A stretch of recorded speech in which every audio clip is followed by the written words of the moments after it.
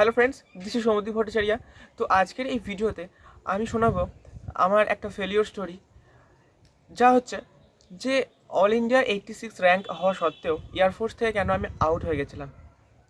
দেখো, আমি একদম ডিটেলসে বলবো যে পুরো জার্নিটা কী ছিল, কেন শেষে আউট হয়ে গেলাম, কী এমন কী ছিল, কেন এয়ারফোর্সে যাওয়া, সব কিছু বলবো। ওকে, তো তার আগে আমি বলি, আমার একটা টেলিগ্রাম চ্যানেল আছে যেখানে আমি আমার বানানো পিডিএফ শেয়ার করে থাকি। তো তোমরা সেখানে জয়েন হয়ে যাও এবং ওখান থেকে পিডিএফ নিতে পারো। তো শুরু করি একদম প্রথম থেকে, যে কেন আমি এয়ারফোর্সে প্রথম যেতে চাইলাম। দেখো, শুরুটা হয় ক্লাস 7-8-এ, যখন আমি সবে সবে এনসিসিতে ঢুকি।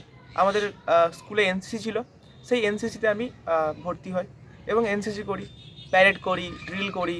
তো এই সমস্ত ব্যাপারগুলো, ওই যে এনসিসি ড্রেস, ক্যাম্পে যাওয়া, এই ব্যাপারগুলো আমাকে না খুব বেশি ফ্যাসিনেট করতো। আমি ভাবতাম যে এগুলোর মধ্যে তো বেশ একটা জোশ ব্যাপার আছে, তো খুব বেশি অ্যাট্রাক্ট করতো আমাকে। তো আমি ভেবে নিই যে আমাকে যদি লাইফে কিছু করতে হয় তো আমি ডিফেন্সে যাব। তো আমি তখন ভাবি যে ডিফেন্স বলতে কোনগুলো, আর্মি, নেভি, এয়ারফোর্স, এগুলো ভাবি। তো নেভি আমার মাথাতে কখনো আসতো না, আমি ভাবতাম অনেক বড় ব্যাপার, হবে না আমার দ্বারা। ওকে, যেটা ভাবতাম জেনারেলি, যেটা ভেবে থাকি একটা গ্রামের ছেলে আর্মিতে যাওয়া, তো আর্মি এয়ারফোর্সের কথাই আমি মনে মনে ভাবতাম। আর এনসিসি করতাম তখন আমি ক্লাস 7-8-এ। এনসিসির দ্বারা আমি বিভিন্ন ব্লকে প্যারেড করতে যেতাম। আমাদের যে ইয়েতে বহরমপুর ব্যাটালিয়ানে, সেখানে যেতাম প্যারেড করতে বিভিন্ন জায়গায়। এমনকি আমি একটা ন্যাশনাল ক্যাম্প করেছি, একটা এমনি আমাদের স্টেটে ক্যাম্প করেছি কল্যাণীতে, আর ন্যাশনাল ক্যাম্পটা করেছি গোয়ালিয়রে, যেটা ছিল আরসিটিসি রক ক্লাইম্বিং ট্রেনিং ক্যাম্প, যেটা গোয়ালিয়রে হয়েছিল। তো আমি গেছিলাম সেখানে। তখন আমি ক্লাস 9-এ পড়ি, মানে এত ছোট অবস্থাতেই আমি চলে গেছিলাম গোয়ালিয়রের মতো একটা জায়গায়, মধ্যপ্রদেশ, ক্যাম্প করতে। যাই হোক, তো এই ব্যাপারগুলো আমাকে খুব ফ্যাসিনেট করতো। আর আমি ভাবতাম বড় হয়ে আমি 11-12-এ সায়েন্স নেবো, দিয়ে এয়ারফোর্সে যাবো, এরকম ভাবতাম। তো সেরকমটাই হয়েছিল। আমি সায়েন্স নিই, তারপরে সায়েন্স নিয়ে পড়াশোনা করি, করার পরে তখন থেকেই ভাবতে শুরু করি যে এয়ারফোর্সের কোন এক্সামটা দিতে হবে। তখন আমি পাই যে উচ্চ মাধ্যমিক পাশ করে এয়ারফোর্স XY গ্রুপের একটা এক্সাম হয়, সেটা আমি দিতে পারবো। তো সেরকমই হয়। 2020 সালে যখন আমার উচ্চ মাধ্যমিক হয়, তখন আমি প্রিপারেশান শুরু করি। তখন লকডাউন ছিল, সেই লকডাউনে আমি পড়তে শুরু করি। কোথায় থেকে না, ইউটিউব থেকে। তখন আমি জানতাম না, মানে একদম বিগিনার, বুঝতে পারছি। 2020 তখন আমার শুরু হয়। তো শুরু করি পড়াশোনা করতে। তো প্রথমবার আমি এয়ারফোর্সের এক্সাম দিই। যতটুকু প্রিপারেশন ছিল আমি আমার তরফ থেকে পুরোপুরি চেষ্টা করেছিলাম ফুল প্রিপেয়ার্ড হওয়ার। বাট সবসময় পসিবল না প্রথম অ্যাটেম্পটে ক্লিয়ার করা। তো আমি এক্সাম দিয়েছিলাম, এক্সাম হয়েছিল মোটামুটি। জানতাম না যে এক্সামটা ক্লিয়ার হবে কিনা। তো কি হলো, করোনার জন্য এয়ারফোর্সের ওই পুরো পরীক্ষার প্রসেসটাকে ক্যান্সেল করে দেওয়া হলো, দিয়ে বলা হলো নতুন করে সব কিছু হবে। আমি তো রেজাল্টের অপেক্ষায় প্রায় 6 থেকে 7 মাস বসেছিলাম, যে রেজাল্ট কবে আসবে, রেজাল্ট কবে আসবে, আদেও হবে নাকি। প্রথমবার দিয়েছি, মনে মনে একটা চলতো যে হ্যাঁ, এয়ারফোর্স যদি হয়ে যায়, এরপরে ফিজিক্যাল, তারপরে মেডিকেল দিয়ে এয়ারফোর্স জয়েন করব, চলতো। কিন্তু 6-7 মাস ধরে রেজাল্ট অপেক্ষা করে করে ইউটিউব খুলতাম যে রেজাল্ট এসেছে নাকি, কোনো আপডেট পাওয়ার জন্য। বারবার ওদের ওয়েবসাইট সার্চ করতাম, এই ভাবতাম আজ আসছে রেজাল্ট, কাল আসছে রেজাল্ট, মানে একদম পাগলের মতো। বাড়ির সবাই ভাবতো যে হ্যাঁ, এয়ারফোর্সের রেজাল্ট আসবে। মনে মনে আমি শুধু বারবার ক্যালকুলেট করতাম যে এতগুলো কোশ্চেন সঠিক করেছি, এতটা কোশ্চেন সঠিক হতে পারে, এই কোশ্চেনটা ভুল করে দিয়েছি, এটা জানা কোশ্চেন ছিল, এটা পারিনি, এরকমভাবে সব কিছু করতাম। আর শুধু ভিডিও দেখতাম যে কাট আপ কত হতে পারে, কাট আপ কত হতে পারে। তো শেষে একদিন কি হলো, কিন্তু আমি পড়াশোনাটা করতাম, মানে এগুলো ভাবলেও পড়াশোনাটা চালিয়ে যেতাম। কারণ আমি জানতাম না, যদি যদি আমার না হয় তো আবার তো আমাকে দিতে হবে, কারণ সবে শুরু করেছি, যেহেতু আমাকে হবেই এয়ারফোর্সে, এরকম একটা ব্যাপার ছিল। তো আমি প্রিপারেশান নিলাম, হ্যাঁ, বাইরে গিয়ে প্রিপারেশনও নিলাম, বিভিন্ন অনেক কষ্ট করলাম, অনেক, মানে কি বলবো, মানে মানে বলার বাইরে। এবং বলেছিলাম না একবার যে এমনও ভাত ছিল যেখানে এমন বাজে টেস্ট, যে সেটা ঘি মাখিয়ে খেতে হতো, যাতে করে মানে একটা টেস্টটা পাওয়া যায়। মানে এত বাজে তরকারি, সেই তরকারির মানে টেস্ট এত বাজে। 500 টাকা 1 মাসের জন্য দেওয়া হতো আমাকে, বাড়ি থেকে দিত। তো সেটার মধ্যেই আমি কখনো কখনো যদি বিকেলে যদি কিছু খেতে মন হতো, তাহলে 10 টাকার কিছু একটা খেতাম, না হলে হয়তো টাকা ফুরিয়ে গেলে হয়তো তাও খেতাম না, চেক করে চালিয়ে নিতাম। তো এরমভাবে হতো আমার প্রিপারেশান। তো অপেক্ষা চলতেই থাকলো। দিয়ে প্রিপারেশনের মাঝখানে হঠাৎ করে একদিনকে একটা নোটিশ আসে যে যে এয়ারফোর্সের এক্সামটা হয়েছিল পুরো প্রসেসটা ক্যান্সেল, নতুন করে শুরু হচ্ছে অগ্নিবীর। মানে আমি তখন জানিও না যে অগ্নিবীর ব্যাপার কি, হ্যান ত্যান। তারপরে পরে বুঝতে পারলাম যে অগ্নিবীর আসলে এরকম একটা স্কিম, যে 4 সালের জন্য এন্ট্রি হবে, তারপরে একটা অ্যাসেসমেন্ট হবে, সেই অ্যাসেসমেন্টের বেসিসে 25% থাকবে এবং বাকিরা আউট হবে, এরকম। তো তো আমি তখন ভাবলাম যে এরকমের জন্য তো আমি ভাবি না, আমি ভেবেছিলাম যে একদম পার্মানেন্ট আমি একটা এয়ারফোর্সের জব জয়েন করবো, যেখানে আমি দেশকে সার্ভ করব, আমার যে ড্রিম সেটা। আর দেখো 4 বছরের এই অগ্নিবীর জবগুলোতে কী হয়, একটা ইনসিকিউরিটি থেকেই যায় যে 4 সাল পর কী হবে, ভাই দেবে যা বটে বটে। আমি শুরু যখন করেছিলাম এয়ারফোর্সে যাওয়ার এম নিয়ে, তখন আমি আর ভাবলাম না যে অগ্নিবীরকে আমাকে এক্সাম দিতেই হবে। তো সেটা কী হলো, রেজাল্ট তো তাই বেরোলো না। এদিকে আমার প্রিপারেশন চলছিল, মক টেস্ট দিয়ে আরও ভালোভাবে প্রিপেয়ার হয়ে গেছিলাম, তখন আরও ভালোভাবে বুঝে গেছিলাম যে কী কোশ্চেন হতে পারে, কেমনভাবে হতে পারে, কারণ একবার এক্সাম দিয়ে দিয়েছি আর একবার। তো সেরকমভাবেই এক্সামে ফর্ম ফিল আপ করলাম, সব কিছু হলো, প্রিপারেশন একদম হার্ড নিলাম এবার। তো দিয়ে গেলাম এক্সাম দিতে। সেটা ছিল কলকাতাতে আমার এক্সাম ছিল, ঠিক আছে। কীরকম হলো, আমাদের এখান থেকে একটা ইন্টারসিটি ট্রেন যায়, সেই ইন্টারসিটি ট্রেন ধরে আমি গেলাম এক্সাম দিতে। তো আমি যখন হাওড়া স্টেশনে পৌঁছালাম, এত বৃষ্টি সেদিন হাওড়া স্টেশনে, মানে পাগলের মতো অবস্থা, কোনো বাস যাচ্ছে না, কোনো ট্যাক্সি যাচ্ছে না, কিচ্ছু যাচ্ছে না, পুরো পাগল। গোটা কলকাতাতে বৃষ্টিতে ভরে গেছে, মানে একদম রাস্তা পুরো বৃষ্টিতে ভরে গেছে। আমার কাছে যদি ফুটেজ থাকে তাহলে আমি এই ভিডিওতে দিয়ে দেবো, দেখতে পাবে। পুরো ভরে গেছে, আমি তো পুরো মাথায় হাত। আমার কাছে আর মোটামুটি 1 ঘন্টা থেকে 1.5 ঘন্টা সময় আছে, আমাকে পৌঁছাতে হবে নিউ টাউনে এক্সাম, ঠিক আছে। তো পৌঁছাতে হবে বাবার সাথে, কেউ যাচ্ছে না, কোনো বাস যাচ্ছে না, কোনো ট্যাক্সি যাচ্ছে, কিচ্ছু না। শেষে ভাবলাম যে ওলা বা উবের কিছু একটা করি, তো সেখানে ভাড়া বলছে 1500 থেকে 1600 টাকা। আমি বললাম আমি এক্সাম দেবো না, এত টাকা দিয়ে আমি এক্সাম সেন্টার যেতে পারবো না। ওকে, তারপরে মা কালীর আশীর্বাদে একটা লোক এলো, ঠিক আছে, দিয়ে এসে জিজ্ঞেস করছে যে কোথায় যাবে তোমরা। তো আমি বললাম যে এরকম এক্সাম আছে যাবো। তো তিনি সার্ভিস দিয়ে থাকেন, মানে ওই ধরনের সেই হয় না র্যাপিডো টাইপের সার্ভিসগুলো। তো সে চার্জ করছে 500 টাকা দিয়ে। আমার মনের মধ্যে বলছে 500 টাকা দিয়ে এই বাইকের মধ্যে দুজন বাবার আমি, কিন্তু পৌঁছাতেই হবে। তো আমরা না বলে দিলাম যে না আমরা যাবো না, অন্য কিছু দেখছি। তো সেই লোকটা কিন্তু ওখান থেকে গেল না, ওখানে দাঁড়িয়ে থাকলেন, যে মানে তাও বলে যাচ্ছেন যে চলুন, কিছু পাবেন না, রাস্তা ভরে গেছে, চলুন চলুন। তারপরে শেষে আর কোনো উপায় না ভেবে আমরা চাপলাম। এতটা রাস্তা পুরো জলে ভর্তি, সেই ব্যক্তিটা আমাদেরকে নিয়ে গেলেন একদম পুরো গলির ভেতর দিয়ে। আমরা তো বুঝতে পারছি না কোন দিকে যাচ্ছি, বাট মাথায় একটাই চলছে, পুরো ভিজে গেছি, ঠিক আছে, জামা প্যান্ট পুরো ভিজে গেছে। শুধু বারবার টাইম দেখছি আর ভাবছি যে আমাকে হলে পৌঁছাতে হবে, নাহলে আমার প্রিপারেশন যা ছিল সব গেল, আমার অ্যাটেম্প্ট ক্যান্সেল হয়ে যাবে, আমার সব, মানে একদম বুঝতে পারছো যে প্রিপারেশন নেওয়ার পর যদি এক্সাম না দিতে পারা যায়, এরকম বৃষ্টির কারণে রাস্তা জ্যাম হয়ে গেছে, পুরো একদম পুরো জলে ভর্তি হয়ে গেছে, গাড়ি ঘোড়া যাচ্ছে না। একমাত্র বাইক ছিল বলেই আমরা সেদিন পৌঁছাতে পেরেছিলাম, নাহলে ইম্পসিবল ছিল এক্সাম দেওয়া। আমি যখন হলে পৌঁছালাম, হাত পা তো ভিজে আছে, বাট ওটা কোনো ম্যাটার না, আমার এখন তখন মাথায় ঘুরছে আমাকে এক্সাম দিতে হবে, ঠিক আছে। পৌঁছালাম, তখন আমার হাতে ছিল 5টা মিনিট, মানে সবাই অলরেডি ঢুকে গেছে, ঠিক আছে, 5 মিনিট আমার কাছে আছে। আমি জাস্ট চাপ করে ঢুকলাম, এন্ট্রি নিলাম, তখন ভেরিফিকেশান চলছে, ভেরিফিকেশান করে টোরে এক্সামে বসলাম। এক্সাম হল মানে বুঝতে পারছো তো কী ওই রকম অবস্থায়, মেন্টাল স্টেট এরকম জায়গায়, তারপর আমি এক্সাম দিতে ঢুকেছি। মাথায় আমার চলছে এটাই যে আমার কাছে 50টা কোয়েশ্চেন আসবে, আমি যা পড়ে এসেছি সেখান থেকে আমাকে 50টা কোয়েশ্চেনের আনসার, ম্যাক্সিমাম আনসার আমাকে করতে হবে, এবং আমাকে সিলেকশন নিতে হবে আমাকে একটা, ঠিক আছে। এত প্রিপারেশনের পর যদি আমি এত মক টেস্ট বাড়িতে দিয়েছি, তারপরে যদি এখানে এরকম করি তো কী হবে। তো এক্সামে বসলাম, এক্সাম হলো। এক্সাম হওয়ার পরে আমি না ডাউট যে কী এক্সাম দিলাম, কেমন হলো, আমি বুঝতে পারছি না। যে টোটাল আমি 42-43টা মতো আনসার করতে পেরেছিলাম 50-এর মধ্যে। আমি ভাবলাম যে ওখান থেকে যদি 6টা কোশ্চেন ভুল হয়ে যায় তাহলেই তো আউট, আমি কী করা সম্ভব, মোটামুটি 34-5+ মার্কস আমাকে পেতেই হবে, নাহলে তো সম্ভব না। তো এরকম একটা মাথায় চলছে, বাট একটা পজিটিভ ইয়ে কি যে না যদি ঠিক হয়ে যায়, ঠিক আছে। তো এইরকম হোপ নিয়ে গোটা রাস্তা বাড়ি আস্তে আস্তে কলকাতা থেকে এখানে বাবার সাথে কথা বলতে বলতে আসছি যে এইগুলো হয়েছে, এই কোশ্চেন দেখেছি, গুগল দেখছি যে এই সিনোনিমটা ঠিক হয়েছে নাকি, অ্যান্টোনিমটা ঠিক হয়েছে নাকি। তখন আমি অতটাও নলেজেবল হয়নি যে এক্সামকে কী করে হ্যান্ডেল করতে হয়, ঠিক আছে, অতটাও তখন বেশি জানি না, ঠিক আছে। বাট ওকে, হয়ে গেল। তারপরে আর সেবার না বলেও দিয়েছিল যে কবে রেজাল্ট বেরোবে, ঠিক আছে। তো বাড়ি এসে মাত্র 10 দিন হাতে ছিল, আমি ফিজিক্যাল স্টার্ট করলাম। এরপরে ফেজ 2 আছে, এক্সামটাকে ফেজ 1 বলে, আর এটাকে ফেজ 2। ফেজ 2তে কী কী হয়, একই দিনে প্রথমে 1600 মিটার রান হবে, তারপরে তোমার সিট আপ পুশ আপ হবে, তারপরে হবে তোমার এসআরটি মানে সিচুয়েশন রিয়াকশন টেস্ট, আমি সব কিছু বলছি এগুলোতে কী হয়। আর তারপরে হবে গ্রুপ ডিসকাশন, ইংলিশে গ্রুপ ডিসকাশন হবে, ওকে, যেটা আমাদের বাঙালি ছেলেদের কাছে সবথেকে বড় ভয়ের বিষয়। তো সেরকমভাবেই হলো, আমি স্টার্ট করলাম প্রিপারেশন। বাড়িতে এসে আর বসে থাকলাম না, যা হবে রেজাল্ট তো আসবে, রেজাল্টে যদি নাম থাকে ভালো কথা, কাজে লেগে যাবে আমার প্রিপারেশন, আর না হলে গেল। তো হলো 10 দিন অপেক্ষা, রান করছি, ইংলিশে বলছি, ইন্ট্রোডাকশান দিচ্ছি, ভিডিও দেখছি, টপিক রেডি করছি, সব কিছু করছি, ওকে। তো রেজাল্টের আগের দিন একদম কী বলবো, মানে সেই ব্যাপার, মানে প্রথম একটা এমন এক্সাম যেটা থেকে আমি বিশাল এক্সপেক্ট করছি কোনো কিছু, ঠিক আছে।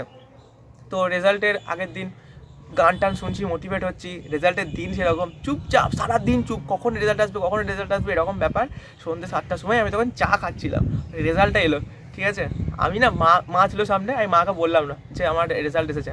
আমি ফোনটা নিয়ে বাইরে চলে গেলাম, বাইরে গিয়ে সার্চ করলাম, সার্চ করে দেখছি you are selected for phase 2। Okay, আমি 42 কোশ্চেন করেছিলাম, তো 39.5 আমার র স্কোর হয়েছে, ঠিক আছে। তখন নর্মালাইজেশন ছিল কি ছিল না, না তখন মনে হয় ছিল না, সেই এইবার থেকে নতুন হয়ে যাবে মনে হয়, হ্যাঁ মনে হয় ছিল না, হ্যাঁ ছিল না। তো দিয়ে হলো, হওয়ার পরে মাকে বললাম সিলেক্ট হয়ে গেছি, একদম বিশাল ব্যাপার। কিন্তু সবথেকে বড় ব্যাপার কি, ফেজ 1 তো হয়েছে, এবার ফেজ 2, তারপরে মেডিকেল। আচ্ছা, ফেজ 2তে কী আছে, ফেজ 2তে প্রথমে 1600 মিটার রান আমি অলরেডি করছি। গ্রুপ ডিসকাশন সব থেকে বড় পথের বাধা হয়ে গেছে, গ্রুপ ডিসকাশন পাস করতে হবে, এসআরটি ক্লিয়ার করতে হবে, সিচুয়েশন রিয়াকশন টেস্ট, ঠিক আছে, এগুলো এয়ারফোর্সে হয়। ওকে, তো এরকম করতে হবে, বাট ওকে মোটিভেট হয়ে গেছে যে এক্সাম ক্লিয়ার করেছি, করতে হবে।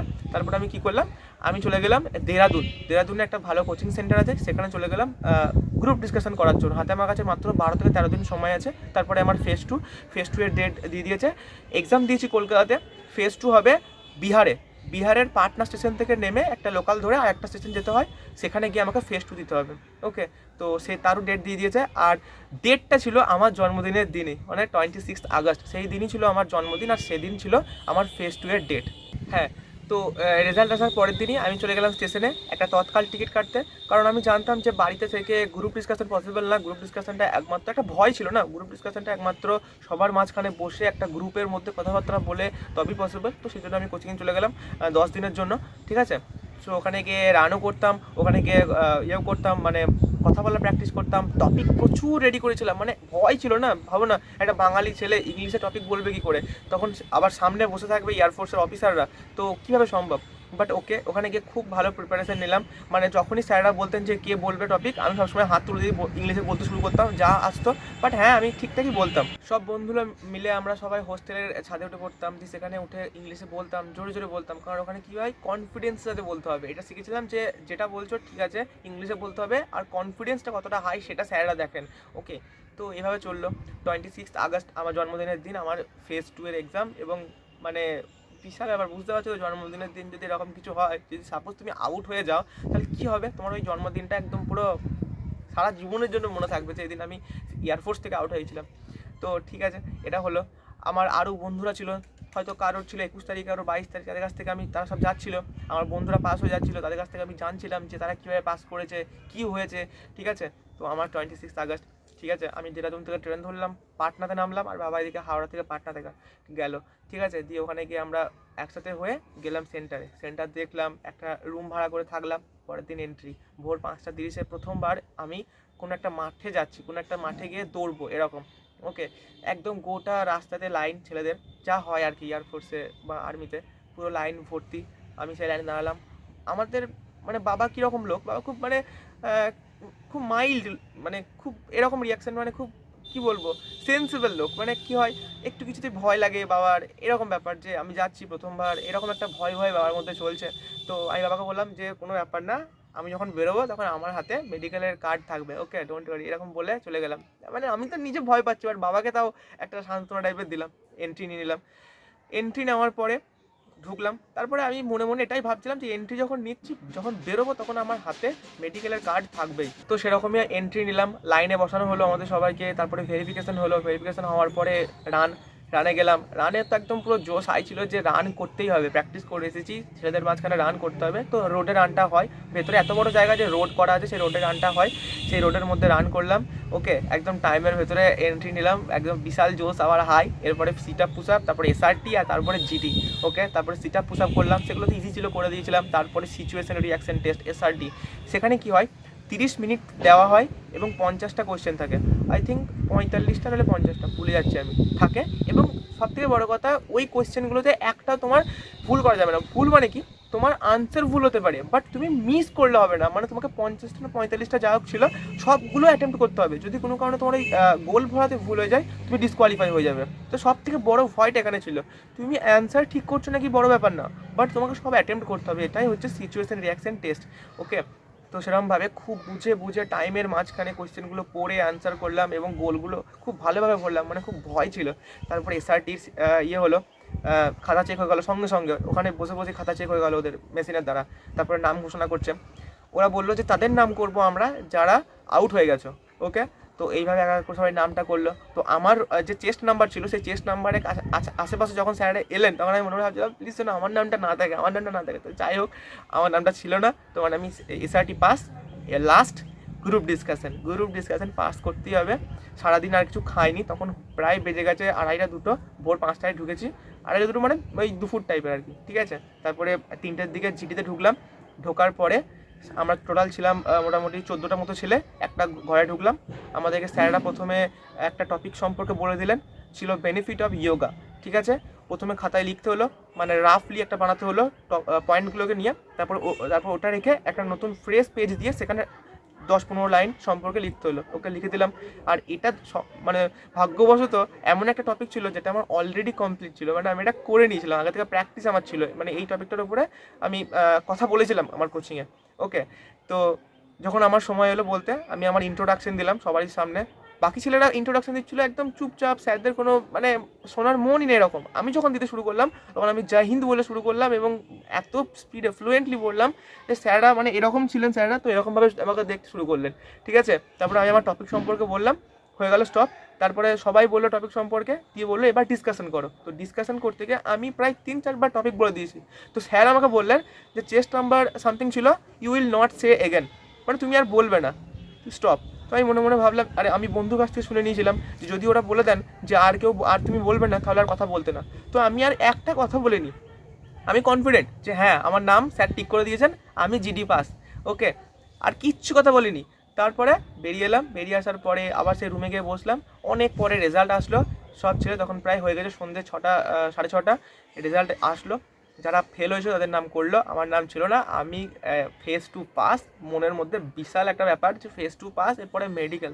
ওকে, সো তখন আর সারাদিন খাইনি টাইনি কোনো ব্যাপার না, একদম পুরো সেই ব্যাপার যে কিছু একটা করেছি এরকম মনে হচ্ছে আমার লাইফে, যে এত বড় একটা ফেজ 2 পাস করেছি। সকাল থেকে ভোর 5টা থেকে এখন 8টা বেজে গেছে। তারপরে মেডিকেলের ফর্ম টার্মগুলো ফিল আপ হলো। তারপরে যখন বাইরে আসছি তখন প্রায় রাত 9টা বিহারে, ঠিক আছে। বাবা বাইরের গেটে, একবারও কন্ট্যাক্ট হয়নি বাবা মায়ের সাথে, চিন্তায় একদম পুরো শেষ। বাবা শুধু বলছে যে, আমি শুধু ভাবছি ছেলেগুলো যখন বেরিয়ে আসছে মানে রানের পরে এসআরটির পরে, তখন ভাবছি যে তুই নেই তো। তাই ভাবছি, আমি তখন বলছি যে আমি কেন বেরোবো, আমি তো ফাইনাল নিয়ে বেরোবো না, এরকম একটা বলছি বাবাকে পরে আমি। তো যাই হোক যখন বেরোলাম, তো গেটের বাইরে যখন আসছি তখন একটা সেই আবার বুঝতে পারছো তো একটা রয়্যাল একটা এক্সিট নিচ্ছি যে ইনশাল এভার করে দিয়েছি। বাট ঠিক আছে, তো হলো। তারপরে আমরা পৌঁছালাম পাটনা। পরের দিন সকালবেলায় ভোর 5টার সময় ট্রেন ছিল পাটনা থেকে হাওড়া আসার জন্য। এবার গল্পটা শুরু এরকম যে আমি যখন ট্রেনে আসছি বাড়ির জন্য, তখন আমি খুললাম যে ওদের মেডিকেল ক্রাইটেরিয়াটা একবার দেখতে। এয়ারফোর্সের যে চোখের স্ট্যান্ডার্ড ছিল সেটা ছিল 6/36, মানে অগ্নিবীর আসার আগে পর্যন্ত। বাট যখন অগ্নিবীর আসে তখন সেটা করে দেয় 6/12। তাহলে বুঝতে পারছো আমি কোথায় আউট হলাম। 12 আমার সব কিছু শেষ। আগের দিনের এত পরিশ্রম, আগের দিনের এত মোটিভেশন সব ডাউন। আমি গেলাম, কারণ আমার চোখ আমি যা দেখেছিলাম ওরকম 6/18 12 এরকম হয়ে যাচ্ছিলো। বাট শিওর ছিলাম না যে কী হবে ওখানে গিয়ে। আমি বুঝতে পারলাম যে চোখে আমার সমস্যা হয়ে গেছে, ঠিক আছে। ডিস্টেন্স ভিশন আছে, সমস্যায় চোখে চশমা পরি। তো আমি মানে মোটিভেশন ডাউন, ঠিক আছে। তাও বাড়িতে এসে একটা যে যদি পাস করে যেতে পারি, যদি বলে দিতে পারি। বাট আর এটা পসিবলই না, এরকম একটা ব্যাপার লাগছিলো আমার। বাট যাই হোক, আমার যে মেডিকেল ছিল সেটা ছিল প্রয়াগরাজ, উত্তরপ্রদেশের প্রয়াগরাজ। তো কলকাতা এলাম, মানে বাড়ি এলাম। বাড়ি আসার পরে 2 দিন পর যেতে হবে প্রয়াগরাজ। আবার প্রয়াগরাজ গেলাম, মানে একবার পাটনা, প্রথমে তো দেরাদুন গেলাম, তারপরে পাটনা এলাম, পাটনা থেকে বাড়ি থেকে প্রয়াগরাজ গেলাম 2 দিনের জন্য ওখানে যেতে হয়েছিল। তো ওখানে গিয়ে মেডিকেলে গেলাম, সব ঠিকঠাক হয়ে গেল। আর চোখে গিয়ে সমস্যা, দূর থেকে যখন আমাকে পড়তে দিল, আমি যখন পড়তে পারলাম না। আমার একটা চোখে হলো 6/12, একটা হলো 6/18, আর ক্রাইটেরিয়া ছিল 6/12 হতে হবে দুটো চোখে। আমাকে মানে আনফিট দিল, ঠিক আছে। তো আমি এটা জানতাম যে চোখে যদি কাউকে আনফিট দেয় তো তার হয়ে গেল, তার আর চান্স নেই। ওকে, আর তারপরে ডিস্টেন্স ভিশন না, তো আমাকে রিমেডিকেল দিল। তো রিমেডিকেল আমাকে দিল লখনৌতে 15 দিন পর। তো মনে মনে ভাবলাম যে সার্জারি করিয়ে যদি সম্ভব হয় সেই দিনই স্টেশনের মধ্যে বাড়ি আসার জন্য ট্রেন ধরবো। খুব মানে বুঝতেই পারছো, খুব মন খারাপ যে রিমেডিকেল পেয়ে গেছি, মেডিকেল ক্লিয়ার হয়নি, এত মোটিভেশন ছিল, এত স্ট্রাগল ফ্রাগল করে হলো। দিয়ে বাড়িতে কথা বলছি যে স্টেশন থেকে যে দিল্লিতে যাই, দিকে সার্জারি করাইগা, কিন্তু শিওর না যে সার্জারি করে যদি ধরা পড়ে যায় তখন তো মুশকিল হয়ে যাবে না, আর ধরা পড়ে যাবোই শিওর সেটাও জানি। দিয়ে আর সেসব কিছু এগোলাম না, পরে ট্রেন ধরে প্রয়াগরাজ থেকে বাড়ি চলে এলাম, ঠিক আছে। দিয়ে এসে তো খুব শরীর খারাপ হয়ে গেছিলো আমার, ঠিক আছে, যা হোক, মানে বিশাল জ্বর টর হয়ে গেছিলো। তো রিমেডিকেল তো চেষ্টা করলাম যে যদি ভালো করে পড়ার চেষ্টা করি, যদি রিমেডিকেলটা ক্লিয়ার করতে পারি। বাট যেটা হওয়ার না সেটা হওয়ার না। লখনৌ গেলাম বাবাকে নিয়ে আবার, সেখানেও গিয়ে ওখানে গিয়ে 3-4 দিনে থাকার ব্যাপার। রিমেডিকেল যদি দেয় কাউকে অনেক দিন সময় লেগে যায় ক্লিয়ার করতে, মানে সেই ডাক্তার যেভাবে বসবেন সেরকমভাবে তো চেকিং হবে। তো গেল, গিয়ে বসলাম। দিয়ে রিমেডিকেলে স্যার একটাই কথা বললো যে আনফিট বেটা, বলে আনফিট বেটা, আরে বাস শেষ গল্প, এয়ারপোর্টে জার্নি আমার খতম। তারপরে আমি সেই দিনই ট্রেন ধরে জেনারেল কম্পার্টমেন্টের ওই ওপরের বাঙ্কারগুলোতে বসে আমি আর বাবা লখনৌ থেকে হাওড়া এসেছি। চুপচাপ ওখানে বসে রাতের বেলাতে এত ভিড় জেনারেলের ওই ইয়েতে বসে মন খারাপ করে চলে এসেছি আমি আর বাবা, মানে বাবাও আমার সাথে স্ট্রাগল করছে, আমিও করছি। বাড়ি চলে এলাম, এয়ারফোর্স জার্নি খতম। তারপরে নিজেকে মানিয়ে নিলাম যে আর ডিফেন্স হলো না, ডিফেন্সে আর ভেবে লাভ নেই। তো তারপরে রেজাল্ট যখন বেরোলো তখন দেখছি অল ইন্ডিয়া র্যাঙ্ক 86। ওকে, মানে পিএসএল যখন বেরোলো প্রফেশনাল সিলেকশন লিস্ট, সেখানে 86। তারপরে যখন মেরিট লিস্ট বেরোলো, মানে যেটা ফাইনাল লিস্ট, যেখানে ছেলেরা ট্রেনিংয়ে যাবে, সেখানে নাম নেই, আনফিট হয়ে গেছি। সো এইভাবে আমার এয়ারফোর্সের জার্নি খতম হয়ে গেল। তাই অল ইন্ডিয়া র্যাঙ্ক 86 হওয়া সত্ত্বেও আমি আউট হয়ে যাই এইভাবে। স্টোরিটা শেয়ার করলাম এটার জন্য যে তোমরা একটা হয়তো মোটিভেশন পাবে যে হ্যাঁ, কেউ এত কিছু করেও ফেল হয়ে যায়। তো তোমরা যদি কখনো এরকম সমস্যার সম্মুখীন হও, তো হয়তো মনে করবে আমার কথাটা যে ওই সৌম্যদীপ কোনো এক সময় এইভাবে ফেল হয়েছিল। তো তোমরা একটা ভিতর থেকে মোটিভেশন পাবে যে ঠিক আছে, যে ফেলিওর তো part and parcel of life. Okay, তো যদি ভালো লেগে থাকে আমার এই স্টোরিটা, তো অবশ্যই একটা লাইক করে দেবে, কমেন্টে জানাবে কেমন লাগলো, আর সাবস্ক্রাইব করে দেবে, ঠিক আছে। Thank you.